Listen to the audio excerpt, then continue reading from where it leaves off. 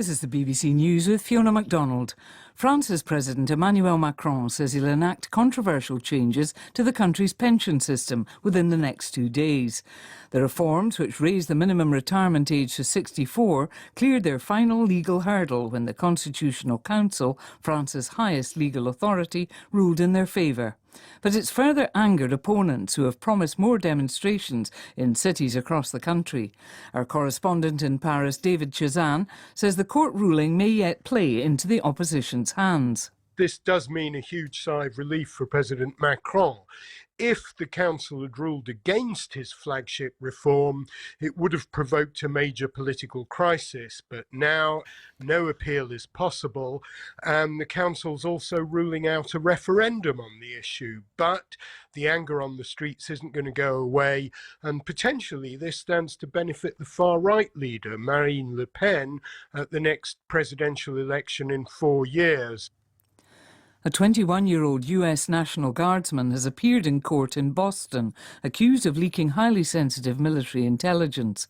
Jack Teixeira, who's said to be the leader of an online chat group in which the files were shared, wore shackles and a prison uniform as he stood before a federal judge.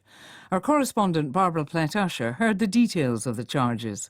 They were charges under the Espionage Act, 2 counts of unauthorized retention and transmission of defense documents and classified materials.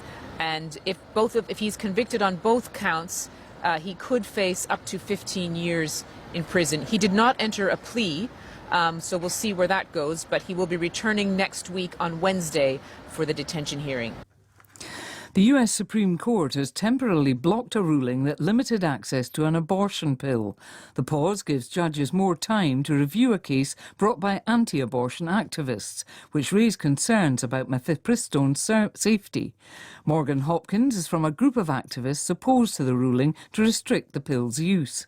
We want to be clear to the Supreme Court and to the general public that we will not accept this.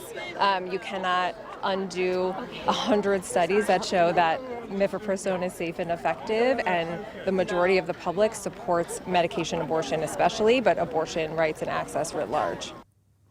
Montana has become the first US state to pass legislation imposing a total ban on the popular app TikTok. If the bill is signed into law by Montana's governor, it will almost certainly face legal challenges. TikTok denies accusations that it's a tool of the Chinese Communist Party by passing users' data on to the authorities in Beijing.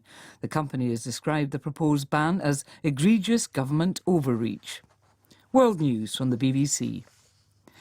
The former president of Brazil, Jair Bolsonaro, has been ordered to give evidence to the federal police about the storming of government buildings by his supporters on January the 8th.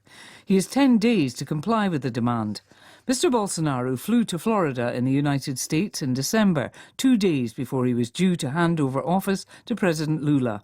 He spent 3 months there, but investigators say his rhetoric questioning the election result incited the rioters. Local officials in Ukraine say 8 people have been confirmed dead after a Russian missile hit the city of Slovyansk. A child was found injured but died on the way to hospital. Journalists have described rescue workers digging for survivors in an old residential building.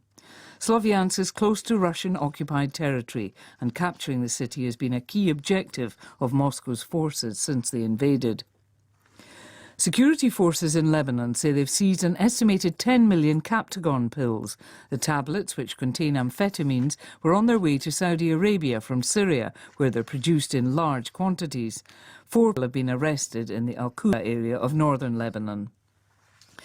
President Biden has concluded his official visit to Ireland with a speech to thousands of people in County Mayo. Crowds lined the streets in the town of Ballina, waving Irish and US flags. In an address littered with references to his Irish ancestry, Mr. Biden said he felt like he'd come home. His lengthy speech was full of anecdotes about his family's ties to the country, and he praised the US-Irish relationship. These stories are the very heart of what binds Ireland and America together.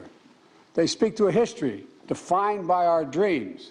They speak to a present written by our shared responsibility. And they speak to a future poised for unlimited shared possibilities. BBC News.